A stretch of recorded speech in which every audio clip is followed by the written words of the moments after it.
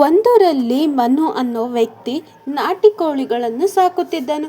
ಅವನು ತುಂಬ ಒಳ್ಳೆ ವ್ಯಕ್ತಿಯಾಗಿದ್ದನು.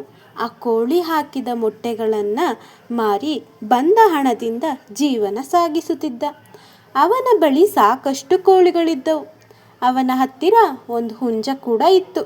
ಮನು ಆ ಹುಂಜನ ತುಂಬ ಚೆನ್ನಾಗಿ ನೋಡಿಕೊಳ್ಳುತ್ತಾ ಇದ್ದನು. ಚಿಕ್ಕಂದಿನಿಂದಲೇ ಆ ಕೋಳಿಗೆ ಪಿಸ್ತಾ ಬಾದಾಮಿ ಹಾಕಿ ಸಾಕುತ್ತಿದ್ದನು.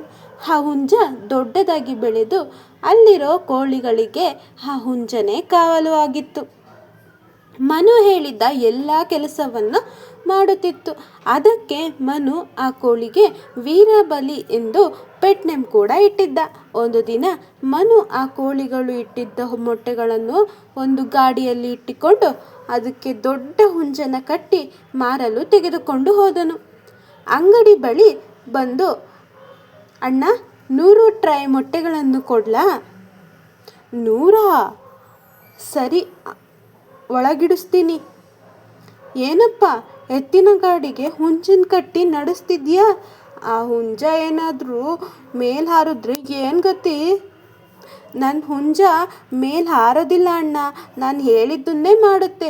ಆದರೆ ಅದು ಹುಂಜ ಅಲ್ಲ, ನನ್ನ ವೀರಬಲಿ ಎಂದು ಹೆಸರಿಟ್ಟಿದ್ದೀನಿ. ನೀವು ಹಾಗೆ ಕರೀರಿ. ವೀರಬಲಿನ? ಇದೇನು ಪ್ರಭಾಸ್ ಅಲ್ವಲ್ಲ ವೀರಬಲಿ ಅಂತ ಹೆಸರಿಡೋಕೆ? ಪ್ರಭಾಸು ಬರೀ ಮೂವಿಯಲ್ಲಿ ಮಾತ್ರ ಹೀರೋ ಆಗಿರ್ತಾನೆ. ವೀರಬಲಿ ನಿಜ ಜೀವನದ ಹೀರೋ. ಅಬ್ಬೋ ಎಂದುಕೊಳ್ಳುತ್ತಿರುವಾಗಲೇ ಅಲ್ಲಿಗೆ ಒಬ್ಬ ಮಾಂಸ ಮಾರುವ ವ್ಯಕ್ತಿ ಬರುತ್ತಾನೆ. ನಮಸ್ಕಾರ ಅಣ್ಣ. ಹಾಂ ನಮಸ್ಕಾರ. ಏನಣ್ಣ, ನಿಮ್ಮ ಹತ್ರ ಎಷ್ಟೋ ದಿನದಿಂದ ಕೇಳ್ತಾ ಇದ್ದೀನಿ, ಒಂದು ಕೋಳಿ ಕೊಡಿ ಕೊಡಿ ಕೊಡಿ ಎಂದು. ನೀವು ಕೊಡ್ತಾನೆ ಇಲ್ವಲ್ಲ? ನೋಡಣ್ಣ, ಇದು ಮಾಂಸಕ್ಕಾಗಿ ಕೊಡೋದಿಲ್ಲ, ಹಾಗೆ ನನ್ನ ಕೋಳಿಗಳು ಮಾರೋಕ್ಕೂ ಅಲ್ಲ. ನನ್ನ ಕೋಳಿಗಳು ನನಗೆ ಮೊಟ್ಟೆಗಳನ್ನು ಕೊಡುತ್ತವೆ. ನೀವು ಸುಮ್ಮನೆ ಕಿರಿಕಿರಿ ಮಾಡಬೇಡಿ, ಹೋಗಿ ಎಂದು ಹೇಳುತ್ತಾನೆ. ನಂತರ ಮನು ಅಲ್ಲಿಂದ ಹೊರಟು ಹೋಗುತ್ತಾನೆ.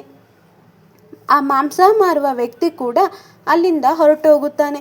ಆ ಮಾಂಸ ಮಾರುವ ವ್ಯಕ್ತಿಗೆ ತುಂಬಾ ಸಿಟ್ಟು ಬಂದು ಒಂದು ಕಳ್ಳನನ್ನು ಕರೆಸಿ ಮನು ಮನೆಯಲ್ಲಿ ಇರುವ ಎಲ್ಲ ಕೋಳಿಯನ್ನು ಕದಿಯಲು ಹೇಳುತ್ತಾನೆ.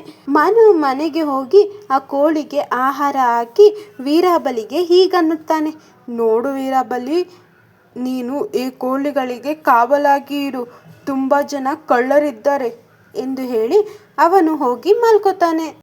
ನಂತರ ಆ ದಿನ ರಾತ್ರಿ ಆ ಕಳ್ಳ ಬಂದು ಕೋಳಿಗಳನ್ನು ಒಂದು ಚೀಲಕ್ಕೆ ತುಂಬಿಕೊಂಡು ಹೋಗುತ್ತಾನೆ. ಬೆಳಗ್ಗೆ ಮನು ಬಂದು ನೋಡಿದರೆ ಕೋಳಿಗಳು ಇರಲಿಲ್ಲ. ವೀರಬಲಿ, ನನ್ನ ಕೋಳಿಗಳು ಎಲ್ಲಿ? ನಿನಗೆ ನೋಡಿಕೋ ಎಂದು ಹೇಳಿದ್ದೆ ಅಲ್ಲವಾ? ನನಗೆ ಗೊತ್ತಿಲ್ಲ. ಗೊತ್ತಿಲ್ಲ ಅಂತ ಹೇಳುತ್ತಿದ್ದೀಯಲ್ಲ ಮೂರ್ಖ. ನಿನ್ನೆ ರಾತ್ರಿ ಹೊಸ ವಾಸನೆ ಬಂದಾಗಲೇ ಅಂದುಕೊಂಡೆ, ನನ್ನ ಜೊತೆ ಬಾ ಎಂದು ಹೇಳಿ ಅವನನ್ನು ಆ ಮಾಂಸ ಮಾರುವ ವ್ಯಕ್ತಿಯ ಗೋಡೌನಿನ ಹತ್ತಿರಕ್ಕೆ ಕರೆದುಕೊಂಡು ಬಂದಿತ್ತು. ಮನು ಒಳಗೆ ಹೋಗಿ ನೋಡಿದರೆ ಅವನ ಕೋಳಿ ಅಲ್ಲಿಯೇ ಇತ್ತು. ಅವನಿಗೆ ತುಂಬ ಸಂತೋಷವಾಯಿತು. ಅಷ್ಟರಲ್ಲಿ ಆ ವ್ಯಕ್ತಿ ಕೂಡ ಅಲ್ಲಿಗೆ ಬರುತ್ತಾನೆ. ಏಯ್, ಯಾಕೋ ನನ್ನ ಕೋಳಿಯನ್ನು ಕದ್ದು ಇಲ್ಲಿಗೆ ತಂದಿಟ್ಟಿದ್ದೀಯಾ? ನಾನಲ್ಲ, ನಾನೇನು ಮಾಡಿಲ್ಲ. ಓ, ನೀನಲ್ಲದೆ ಇದ್ದರೆ ನನ್ನ ಕೋಳಿಗಳೇ ಇಲ್ಲಿಗೆ ಬಂದಿದ್ದಾವ?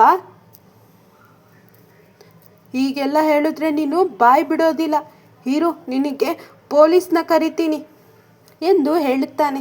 ಆ ವ್ಯಕ್ತಿ ಭಯಪಟ್ಟು, ಮನು, ನನ್ನನ್ನು ಕ್ಷಮಿಸು, ನಾನು ಏನೋ ಸಿಟ್ಟಿನಿಂದ ಮಾಡಿದೆ. ನೀನು ನನಗೆ ಕೋಳಿ ಕೊಡಲಿಲ್ಲಲ್ಲ, ಅದಕ್ಕೆ ಸಿಟ್ಟಿನಿಂದ ಈ ಕೆಲಸ ಮಾಡಿದ್ದೆ. ನನ್ನನ್ನು ಕ್ಷಮಿಸು, ಇದೊಂದು ಸಾರಿ ಕ್ಷಮಿಸು, ಮತ್ತೆ ಯಾವತ್ತೂ ಈ ರೀತಿ ತಪ್ಪು ಮಾಡೋದಿಲ್ಲ ಎಂದು ಹೇಳುತ್ತಾನೆ. ಮನು ಅವನ ಮಾತಿಗೆ ಒಪ್ಪಿ ಅವನಿಗೆ ಕ್ಷಮೆ ಕೇಳುತ್ತಾನೆ. ಮನು ಅವನ ಮಾತಿಗೆ ಒಪ್ಪಿ ಅವನಿಗೆ ಕ್ಷಮೆ ಕೊಡುತ್ತಾನೆ. ಮತ್ತೆ ಮನು ಮತ್ತು ಅವನ ಕೋಳಿಗಳು ಮನೆ ಕಡೆ ಹೋಗುತ್ತವೆ. ಆ ವೀರಬಲಿನ ಮನು ಇನ್ನೂ ಪ್ರೀತಿಯಿಂದ ನೋಡಿಕೊಳ್ಳುತ್ತಿದ್ದನು. ಆ ಹುಂಜ ಕೂಡ ಮನು ಹಾಗೂ ಕೋಳಿಗಳನ್ನು ಕಾವಲಾಗಿ ನಿಂತು ಕಾಪಾಡುತ್ತಿತ್ತು. ಮಾಡೋದು ಸಹಜನೇ, ಅದನ್ನು ತಿದ್ದಿ ನಡೆಯೋದೇ ನಿಜವಾದ ಮನುಷ್ಯತ್ವ.